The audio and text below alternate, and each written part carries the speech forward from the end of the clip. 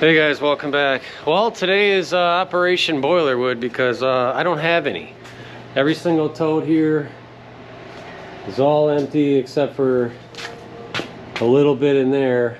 That's for me about 2 weeks ago taking some trees down next door. So I'm 100% out of actually like stuff that's somewhat dry or ready to go. Everything else is stuff that's been cut within the last couple months. Like I got that. I think there's 7 locust totes there, which I'm gonna intermix. I mean, even all the cutoffs that we've been producing from the processor, I've been throwing all that in. That's all gone. I mean, I have one boiler tote over there, which I will start feeding into here probably today. So last night, all I really had to throw in, which I knew wasn't gonna last whatsoever, was stuff like this. Just all the little scraps that, you know, it's got wood on it enough to be able to use it for the boiler. So I literally last night packed the boiler full of that around like 7, 8 o'clock. And I mean packed it in as much as I could throw it in without just snuffing the whole thing out. I think it was like 4 of these wheelbarrows full.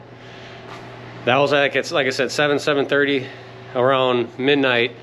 All that wood was already burned out, which I anticipated. So this morning now, came out, woke up like 6:30 ish. Boiler was at like 100 and some degrees. So there was nothing in there.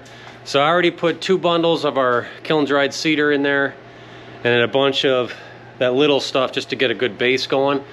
And surprisingly, when I did the shaker grates to get whatever ash was left down, there was a couple, I don't want to call them coals, but embers in there. And as you can tell, she's smoking a little bit. So what I'm actually gonna do, smell that cedar. All I'm gonna do is turn her back on, and we're gonna see if this thing takes off before I hit it with the blowtorch. If it's smoking this good, I think it's going to. She's gonna smoke like crazy. So let's find out. Man, that cedar smells good. I'm hoping so. So I do have a boiler tote of that locust in the kiln. Today will be day 5 or 6 in there. I'm gonna pull that out. I know it's a little early, but that'll be dry enough. I'm gonna let this get going. I'm gonna pull that out. And once this has a good base on it, I'm gonna chuck in a bunch of that locust and see. And then I'm gonna, all day today, I think that's what I'm gonna do, is work on boiler wood. At least to get me a week's worth, which is roughly, which is actually not even that much. A week's worth, when I say week, I mean 7 days. That's give or take probably 3-4 totes, depending on what's in it. If it's log form, I intermix that with other smaller stuff, even the fresh stuff. It will burn eventually. It doesn't burn that efficiently. Like, yeah, right now it's 104. Hopefully you can see. 104 in there. I don't know what time it is. I don't think that's gonna take too long to get back up to temp. What's in there definitely won't do it. It's 9 o'clock, so I'll let you know how long this takes. I got my truck warming up, tractor's warming up. I gotta get all these totes out of here because there's nothing in them.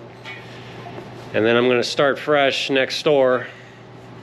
And first of all, I'm gonna get that locust tote out, bring that over here, chuck that in if this thing takes off. If not, I'll fire it up with the blowtorch, bring over that locust tote, put that in there. Then I'm gonna go next door and rip my saw all day.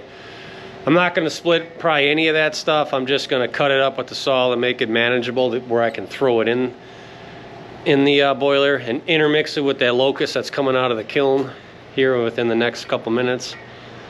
I'll probably bring that over shortly because I have a feeling this thing's gonna get going here. I cleaned out the ash last night, so I don't need to do any of that. I will eventually make a video of me doing like a full clean out, what that entails, what I do, which is not that hard. I always periodically check to make sure the back fan area is clear, and I can usually tell. I haven't had any issues with that at all. Let's see what's going on here. So yeah, I mean, she's starting to burn. Once it gets going, she's gonna puff black for a while. It's just cold, there's no coals. But that's not bad. I mean, from midnight, we'll say, all the way till 8, 9 o'clock, Yes, you look in the boiler, there's nothing in there. Stir it up a little bit. There's enough embers in there. But if you got super dry wood, she'll you know, get going. And now if I threw in wet wood, it's not gonna do a thing. So, but there's a decent ash bed on the bottom too that like insulates those coals. So yeah, it's gonna be a long winter sourcing wood for this. I mean, like I said, I'm heating a lot of square footage. The kiln draws all day. I still have it on. I'm not gonna turn it off. Let's see what's going on in here real quick. Oh yeah, see, that's a pretty good start already.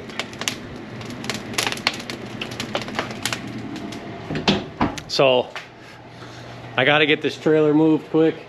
I gotta get the forks on, and then I'm gonna probably just bring over that locust real quick, because that's gonna take off and there's gonna be really nothing in there. Bring the locust just over here. I'll show you what it looks like. It'll probably be in about 10 minutes. Chuck in a bunch of locusts, and that'll probably at least get us back up to temp. Maybe. Like I said, I'm not gonna turn off the kiln. I'm just gonna let it keep drawing heat. I know that's not the best way to do it, but that's the way I'm gonna do it. I don't want, there's a lot of moisture still in there. And besides me opening the doors real quick, that's all that moisture that's sitting there will come out for the most part. So let's, I'll follow back here. We're not heating the house currently because we're still burning inside, which is making it, you know, it's just fine. And right now it's 10 degrees. My hands are starting to get cold already. So enough talking. I'll follow back with you here in a couple minutes. All right, so it's been about 40 minutes, give or take. Let's take a look here. We're at 135, so she's definitely burning good. We started a fire to burn all this little bullshit scraps, but look, absolutely nothing coming out. You don't see, I mean, there's maybe a little bit of haze. So I brought over the locusts that I pulled out of the kiln, which is that tote over there, but I put some in here.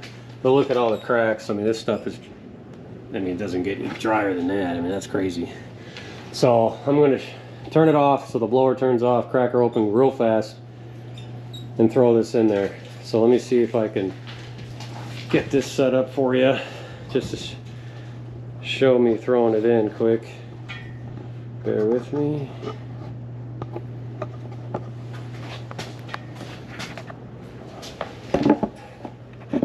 Not the best angle, but that's what I got. So let me turn it off quick.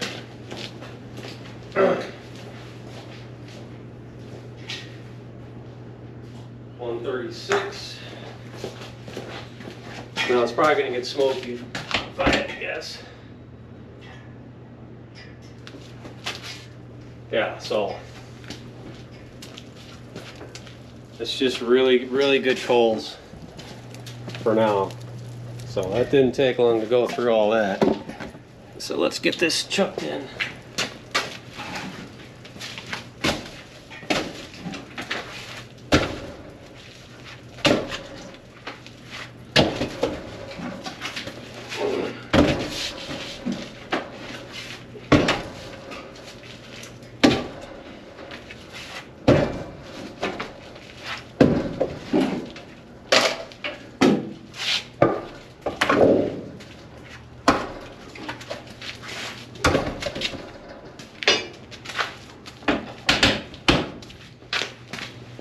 Okay,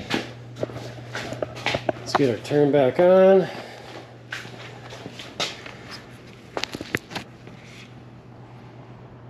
Come on.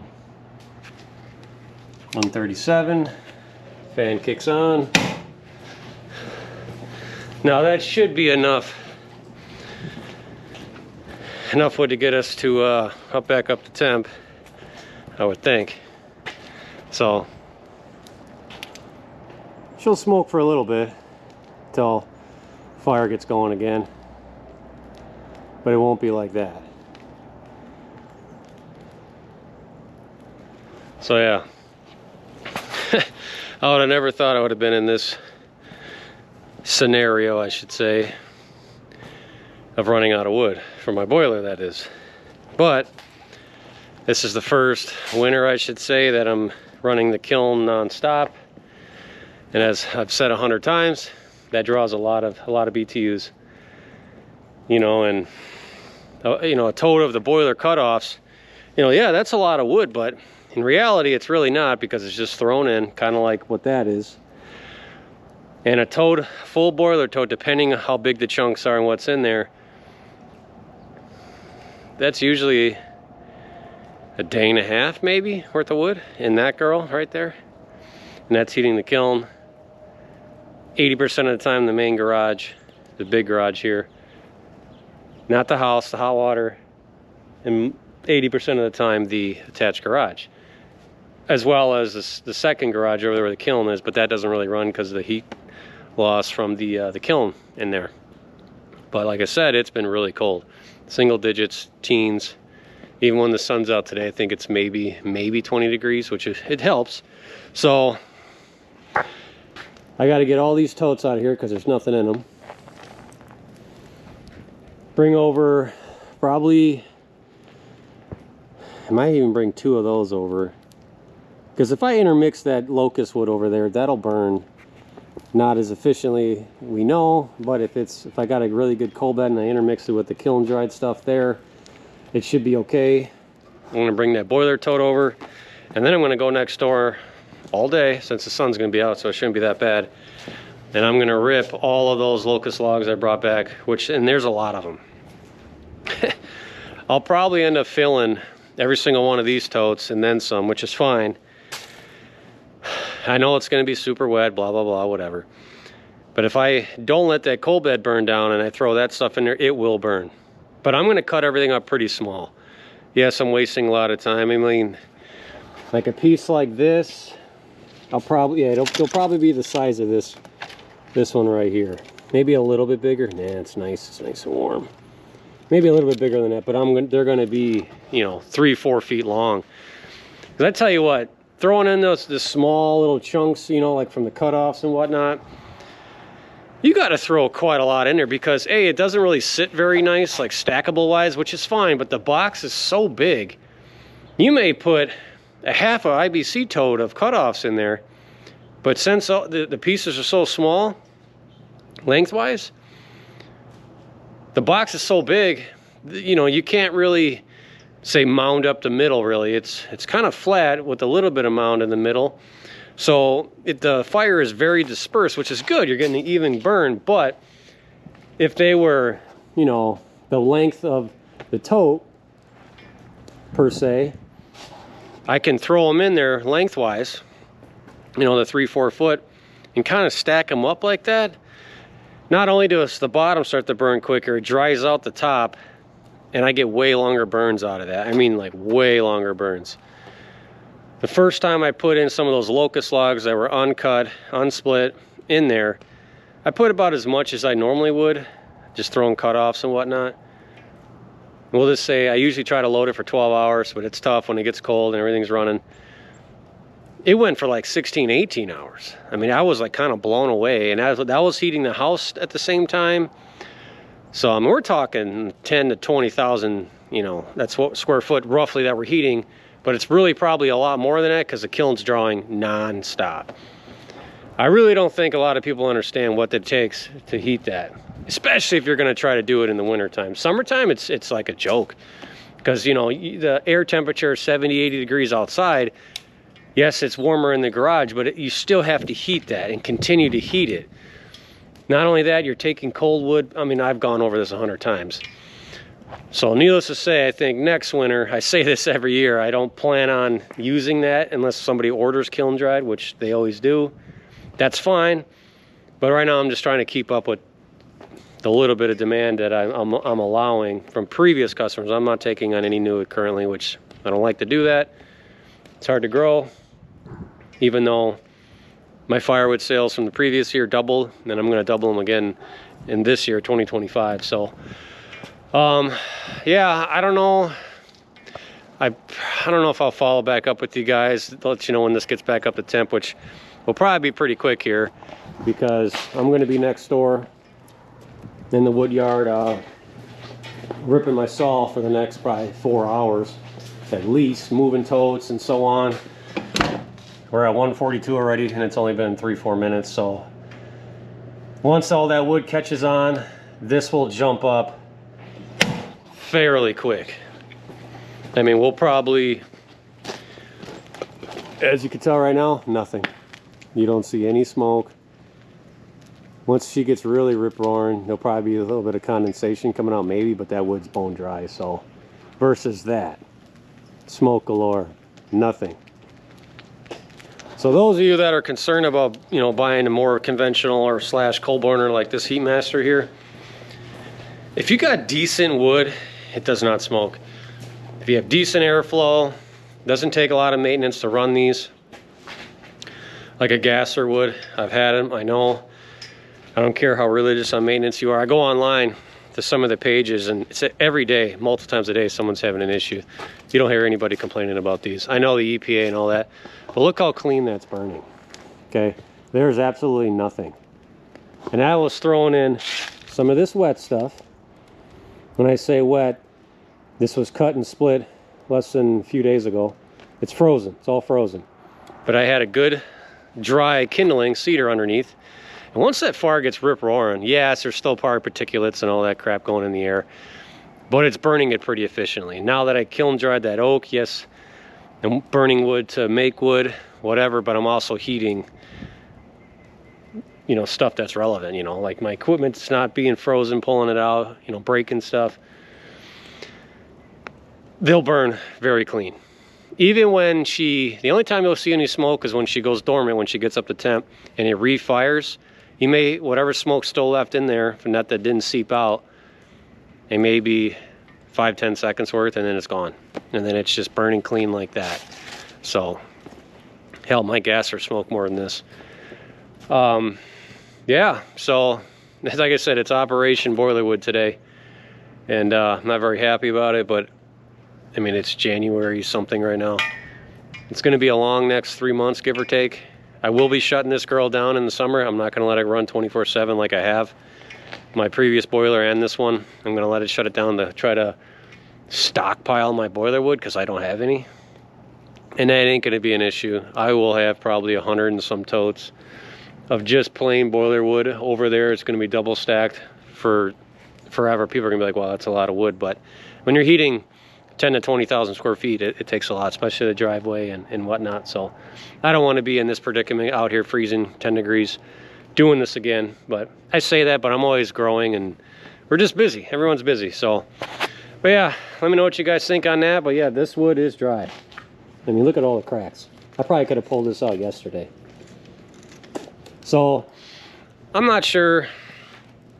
I'm super rambling here, but I will be building another kiln. It probably won't be till spring. That'll have to be for sure before the end of summer because I'm going to have to start fire back up to keep up with demand again.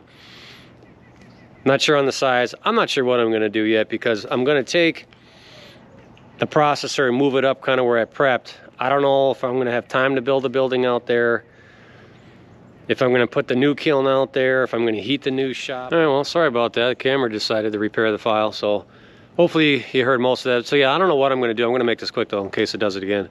What I'm going to do over there, where's the kiln going to go? I don't know. I like having wood here because I can easily lift the garage door, load it, go. So yes, I got all my other wood, seasoned wood being stacked over there, but I can easily move that with the tractor. So I'm not sure what I'm going to do. But the further away I put the kiln, the more I got to move everything around. Where here I can unload it real quick, boom. So we'll see. I mean, you guys will find out. I'll bring you along with that, but curious to see what you guys think. I mean, I would like to put a building over there, have the processor in the building, have it where a bunch of doors fold up, so when I'm working I can lift the doors, but at least have it where the machine can be warm, maybe have a little office over there. Kiln could be attached to it, so the heat source could be pulled from that as well. We'll see. Then I could have a super large kiln over there and not be, I don't know. It just, we'll see. That means I got to trench a line over there, put electrical over there.